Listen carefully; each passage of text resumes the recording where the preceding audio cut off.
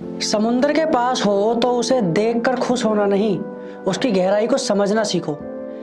नमस्कार दोस्तों, मैं मुकेश दत्त स्वागत करता हूं आपका आपके लिए एक नई कहानी के साथ, जो आपको बहुत बड़ी चीज सिखाने वाली है कि इंसान को समझा कैसे जाए। एक राजा था, वो अपने राज्य की प्रजा को बहुत प्यार करता था, वो अपने परिवारजनों को भी बहुत प्यार करता था। राजा सबकी नजरों में एक अच्छा इंसान था, यानी वो काफी अच्छा एक राजा था जो अपनी प्रजा को कभी भी निराश नहीं देख सकता था।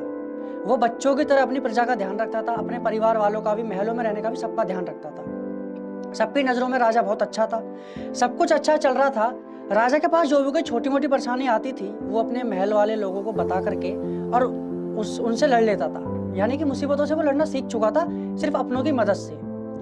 राजा काफी अच्छा इंसान था वाकई में, और उसके परिवारजन भी काफी अच्छे इंसान थे, और उसके राज्य के लोग भी बहुत अच्छे इंसान थे। सब कुछ अच्छा चल रहा था, लेकिन कुछ वक्त बाद राजा के पास कुछ ऐसी परेशानियों का अंबार आता है कि जिसे वो ना चाहकर भी किसी को बताना भी चाहता था और नहीं भी बताना चाहता था। राजा उन परेशानियों से इतना घिर जाता है, इतना परेशान हो जाता है कि वो आखिर में आकर के वो सोचता है कि अब तो ये मुझे अपने परिवारजनों को बतानी पड़ेगी। हालांकि वो अभी भी इस परेशानियों को प्रजा को नहीं बताना चाहता था। उसने परिवारजनों में बैठ के कहा कि मुझे आप सब लोगों से बैठ के एक दिन बहुत सारी बातें करनी है, बहुत कुछ बताना है, बहुत कुछ साझा करना है, ठीक है। बहुत सारी ऐसी बातें हैं जो सामने रखनी है, जिसके बाद आप लोगों को बहुत कुछ समझना होगा। आप लोगों के लिए समझना मुश्किल होगा, लेकिन आप लोगों को समझने की कोशिश करनी पड़ेगी। अब कुछ दिन बाद ये बात आई गई हो जाती है, किसी को पता नहीं चलता कि राजा ने क्या कहा था, क्या नहीं कहा था, क्योंकि सब लोग अपने अपने कार्य में व्यस्त थे। राजा सोचता है कि आज बैठ के बात करेंगे, आज बैठ के बात करेंगे। धीरे धीरे वक्त निकलता जाता है, मुसीबत बढ़ती चली जाती है, राजा अकेला पड़ता जाता है।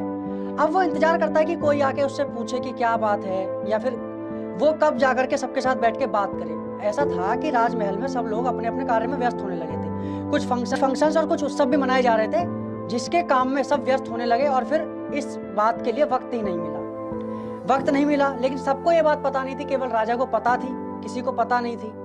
तो राजा इस बात से और ज्यादा परेशान हो गया कि अब वो बात नहीं कर पा रहा है किसी से, सब अपने में व्यस्त हैं। वो परेशान भी नहीं करना चाह रहा था, लेकिन उसे पता था कि हाँ, मुसीबत जो भी है वो बहुत बड़ी है।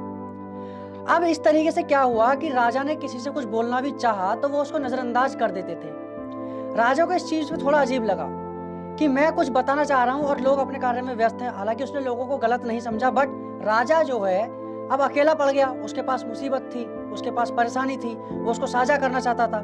राजा एक अच्छा इंसान था जो सबको अब तक प्यार कर रहा था, और राजा सबके लिए अच्छा था, राजा को भी सब प्यार करते थे।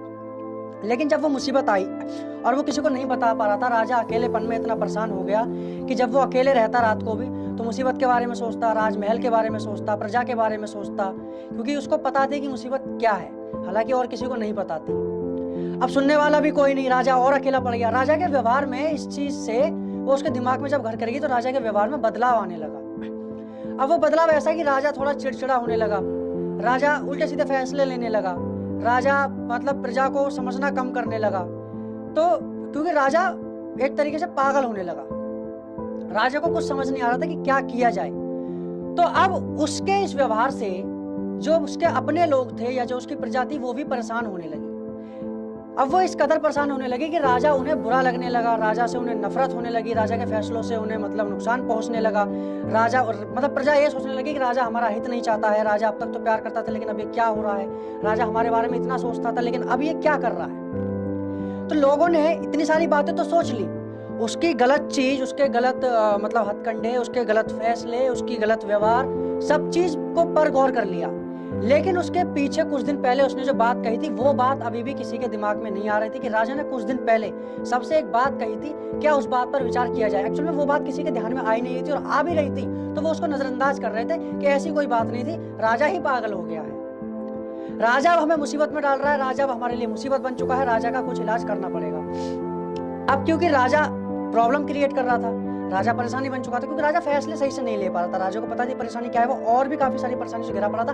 अब वो एक परेशानी में और आ गया था कि वो अपनी प्रजा के सामने और अपने लोगों के सामने गलत बन चुका था।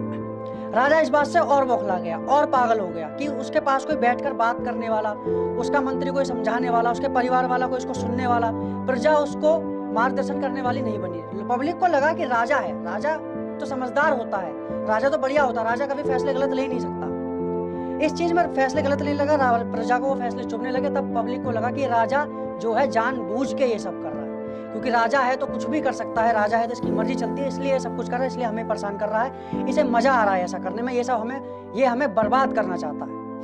ऐसी मेंटेलिटी प्रजा की और उसके परिवारजनों की होगी, और धीरे धीरे इस मेंटेलिटी के कारण प्रजा जो है उस राज्य को छोड़ के जाने लगी, और उसके घर वाले भी राजमहल को छोड़ करके दूसरे राजमहल में जाके रहने लगे, जिस वजह से राजा अकेला हो गया। अब राजा अकेला हो गया, वो इस कदर अकेला हुआ कि उसने फिर अपने आप को आघात करना और अपने महल में अलग अलग अजीबोगरीब फैसले सुनाना, ऐलान करना शुरू कर दिया। प्रजा और परेशान कि भाई राजा तो मान ही नहीं रहा है, रुक ही नहीं रहा है। अब प्रजा ने और उसके राजमहल के लोगों ने फैसला किया कि राजा इस कदर हानिकारक हो चुका है हमारे लिए कि राजा को खत्म करना पड़ेगा। लेकिन किसी के भी दिमाग में ये नहीं आया कि राजा ये कर क्यों रहा है, इसके पीछे क्या है, इसके पीछे क्या वजह है, क्या वो बताना चाहता था, क्या वो संकट है, ये किसी के दिमाग में अभी भी कहीं से कहीं तक नहीं आ रहा था। बस नजर आ रहा था सिर्फ राजा के फैसले, राजा की गलती, राजा का व्यवहार, राजा का मतलब, राजा की बातें, राजा का जो भी डिसीजंस थे। राजा को सब लोग गलत समझने लगे थे।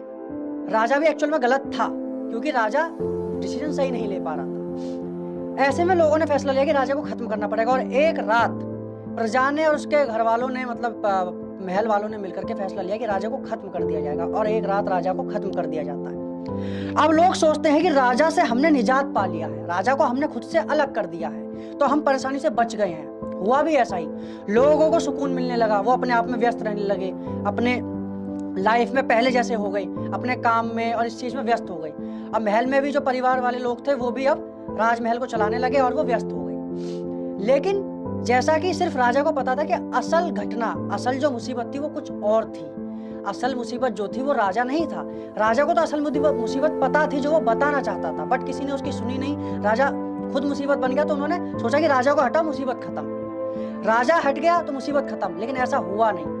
असल मुसीबत जो थी जब वो आई तो रातों रात, यानी कि कब पता नहीं चला कि महल पर किस कदर हमला हुआ, कहां से हुआ, किस तरीके से हुआ। महल के ही कुछ लोग उस धोखे में शामिल थे, प्रजा भी उसमें विलीन थी, सब तहस नहस हो गया, कुछ पता नहीं चला।